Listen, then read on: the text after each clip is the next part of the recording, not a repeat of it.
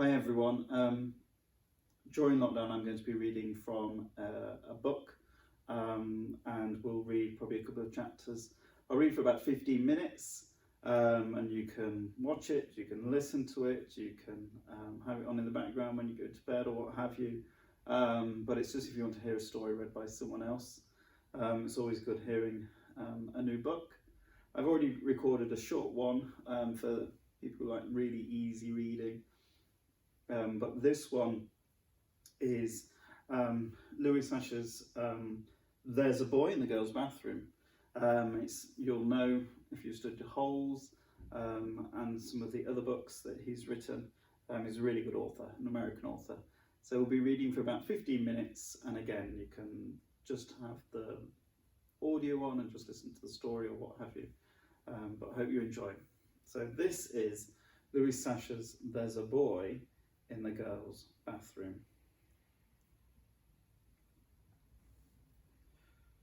Bradley Chalkers sat at his desk in the back of the room, last seat, last row. No one sat at the desk next to him or in front of him. He was an island. If he could have, he would have sat in the closet. Then he could shut the door so he wouldn't have to listen to Mrs. Ebel. He didn't think she'd mind. She'd probably like it better that way too. So would the rest of the class.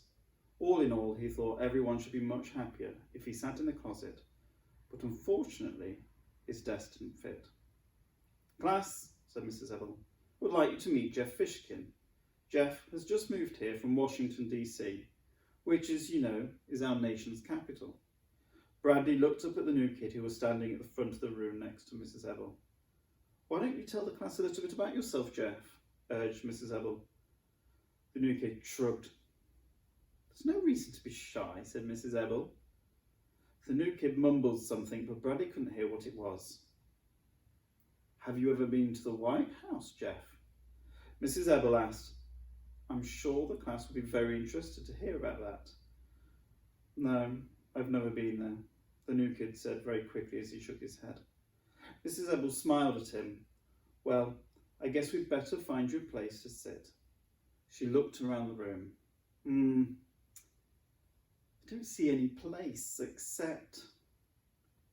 I suppose you can sit there at the back. No, not next to Bradley, a girl front row exclaimed. At least that's better than in front of Bradley, said the boy next to her. Mrs. Ebel frowned. She turned to Jeff. I'm sorry, but there are no other empty desks. I don't mind where I sit, Jeff mumbled. Nobody likes sitting there, said Mrs. Ebel. That's right, Bradley spoke up. Nobody likes sitting next to me. He smiled a strange smile. He stretched his mouth so wide, it was hard to tell whether it was a smile or a frown. He stared at Jeff with bulging eyes as Jeff awkwardly sat down next to him. Jeff smiled at him, so he looked away. As Mrs. Ebel began the lesson, Bradley took out a pencil and a piece of paper and scribbled. He scribbled most of the morning, sometimes on the paper and sometimes on his desk. Sometimes he scribbled so hard his pencil point broke. Every time that happened, he laughed. Then he taped the pencil point to one of the gobs of junk in his desk, sharpen his pencil and scribble again. His desk was full of little wads of torn paper, pencil points, chewed erasers and other unrecognisable stuff, all taped together. Mrs. Ebel handed back a language test. Most of you did very well, she said. I was very pleased. There were 14 A's and the rest were B's. Of course, there was one F, but she shrugged her shoulders. Bradley held up his test for everyone to see, and he smiled that same distorted smile. As Mrs. Ebel went over the correct answers with the class, Bradley took out his pair of scissors and very carefully cut his test paper into tiny squares. When the bell rang for recess, he put on his red jacket and walked outside alone. Hey, Bradley, wait up, somebody called after him. Startled, he turned round. Jeff, the new kid, hurried alongside him. Hi, said Jeff. Bradley stared in amazement. Jeff smiled. I don't mind sitting next to you, he said. Really? Bradley didn't know what to say. I have been to the White House, Jeff admitted.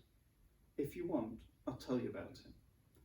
Bradley thought for a moment, then said, Give me $1 or I'll spit on you. Chapter 2. There are some kids you can just tell by looking at them who are good spitters. That's probably the best way to describe Bradley Chalkers. He looked like a good spitter. He was the oldest and toughest looking kid in Mrs. Elble's class. He was a year older than the other kids. That was because he had been taken from 4th grade twice. Now he was in 5th grade for the first, but probably not for the last time. Jeff stared at him, then gave him $1 and ran away. Bradley laughed to himself, then watched all the other kids have fun. When he turned to the class after recess, he was surprised Mrs. Ebel didn't say anything to him. He figured that Jeff would probably tell on him and he'd have to give back the $1. He sat at his desk in the back of the room. Last seat, last row. He's afraid to tell on me, he decided. He knows that if he tells on me, I'll punch him in the face. He laughed to himself. He ate his lunch alone too. As he walked in front of him from lunch, Mrs. Ebel called him back to her desk. Who? Me? He asked. He glared at Jeff, who was already sitting down. I didn't do anything. Did you give my note to your mother? He asked Mrs. Ebel. Oh, what no? You never gave me a note. Mrs. Ebel sighed. Yes, I did, Bradley. In fact, I gave you 2 notes because you said the first one was stolen. Oh, that's right, he said. I gave it to her a long time ago. Mrs. Ebel eyed him suspiciously. Bradley, I think it's very important for your mother to come tomorrow. Tomorrow was parent conference day. She can't come, said Bradley. She's sick. You never gave her that a note, did you? Call her doctor if you don't believe me. Look, the school has just hired a new counsellor, said Mrs. Ebel, and I think it's very important that your mother meet her. Oh, they already met, said Bradley. They go bowling together. I'm trying to help you, Bradley. Call the bowling alley if you don't believe me. Okay, Bradley, said Mrs. Ebel, and then she let the matter drop. Bradley returned to his seat, glad that was over. He glanced at Jeff, surprised Jeff hadn't told on him. As he scribbled, he kept thinking about what Jeff had said to him. Hey, Bradley, wait up. Hi. I don't mind sitting next to you. Really? I've been to the White House. If you want, I'll tell you about it. It confused him. He understood it when other kids were mean to him. It didn't bother him. He simply hated them. As long as he hated them, it didn't matter what he thought of them. That's why he threatened to spit on Jeff. He had to hate Jeff before Jeff hated him. But now he was confused. Hey, Bradley, wait up, hi. I don't mind sitting next to you, really. The words rolled around in his head and he banged against his brain. After school, he followed Jeff out the door. Hey, Jeff, he called, wait up. Jeff then turned to run, but Bradley was faster. He caught up to Jeff at the corner of the school building. I don't have any more money, Jeff said nervously. I'll give you $1 if you will be my friend, said Bradley. He held out the $1 Jeff had given him earlier. Jeff slowly reached out, then grabbed it. Bradley smiled his same twisted smile. Have you ever been to the White House? He asked. Ah, yes, said Jeff. Me too. And Bradley, he turned and ran home. Chapter 3. Bradley opened the front door to his house, then made a face. It smelled like fish. You're home early, said his mother in from the kitchen. She was a large woman with fat arms. She was wearing a sleeveless green dress and holding a butcher knife. My friends and me, we raced home, he told her. A fat fish about the size of one of Mrs. Chalker's arms lay on a board on the counter. Bradley watched her raise her knife above the fish, then quickly hacked his head off. He walked down the hall to his room, closed the door. Hey, everybody, he announced. Bradley's home. But he wasn't pretending that it was someone else who was speaking. Hi, Bradley, he said. "Hi, everybody," he answered, this time speaking for himself. He was talking to his collection of little animals. He had about 20 of them. There was a brass lion that he had found one day in a garbage can on the way to school. There was an ivory donkey that his parents had brought back from their trip to Mexico. There were 2 owls that were once used as salt and pepper shakers, a glass unicorn with its horn broken, a family of cocker spaniels attached around an ashtray, a raccoon, a fox, an elephant, a kangaroo, and some that were so chipped and broken you couldn't tell what they were. And they were all friends. And they all liked Bradley. "Where's Ronnie?" Bradley asked. "And Bartholomew?" "I don't know," said the fox. "They're always going off together," said the kangaroo. Bradley leaned across the bed and reached under his pillow. He pulled out Ronnie the rabbit and Bartholomew the bear. He knew that they were under his pillow because that's where he had to put them before he went to school. "What were you 2 doing back there?" he demanded. Ronnie giggled.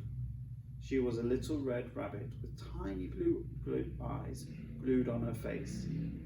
One ear was broken. "Nothing, Bradley," he said. "I was just going for a walk." I had to go to the bathroom," said Bartholomew. He was a brown and white ceramic bear that stood on his hind legs. His mouth was open, revealing beautifully made teeth and a red tongue. "They were making out," announced the Mexican donkey.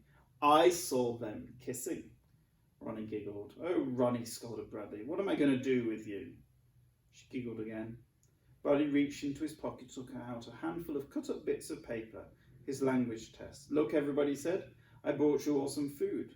He dropped the bits of paper onto the bed and scooped all of his animals into it. "Not so fast," he said. "There's plenty for everybody." "Thank you, Bradley," said Ronnie. "It's delicious." "Yes, it's really good," said Bartholomew. "Don't play with your food," the mother cocker spaniel told her 3 children. "Pass the salt," said the pepper owl. "Pass the pepper," said the salt owl. "Let's hear it for Bradley," called the lion. They all cheered. "Yay, Bradley!" Ronnie finished eating, then hopped off by herself singing, "Doo-dee-doo-dee-doo-dee-doo-dee-doo."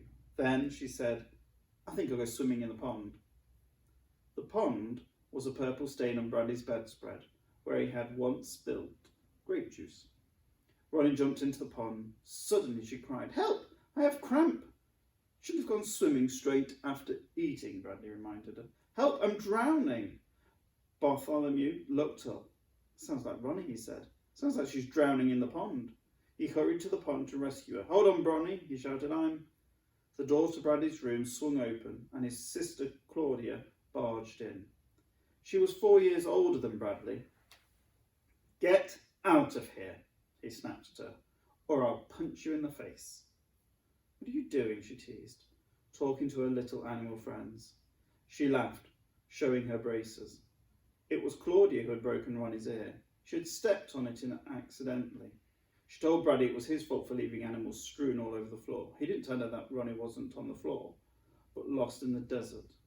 Instead, he had said, "Who cares? It's just a stupid rabbit." "Mum wants you," said Claudia. "She told me to get you." "What does she want?" "She wants to talk to you. Tell your animals you'll be right back." "I wasn't talking to them," Bradley insisted. "What were you doing then?" I was arranging them. I was putting them in alphabetical order. It's a project for school. Call my teacher if you don't believe me." Claudia snickered. Although she always made fun of Bradley's animals, she had felt really bad when she stepped on the rabbit. She knew it was Bradley's favourite. She had brought him the bear to make up for it. "What do I want for a bear?" he said when she gave it to him. Bradley went into the kitchen. The fish, now cut up and covered with onions, was frying at the top of the stove. "You want me?" he asked. "How's everything at school?" asked his mother. "Great. In fact, today I was elected class president." "Your grades all right?" "Yes." Mrs. Ebel handed back a language test today, and I got another A. In fact, it was an A+. May I see it? Mrs. Ebel hung it on the wall next to all my other A tests. "Mrs. Ebel has just called," said his mother.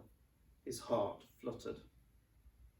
"Why didn't you tell me that tomorrow was parent conference day?" asked his mother. "Didn't I tell you?" he answered. Oh, I don't think so. I told you.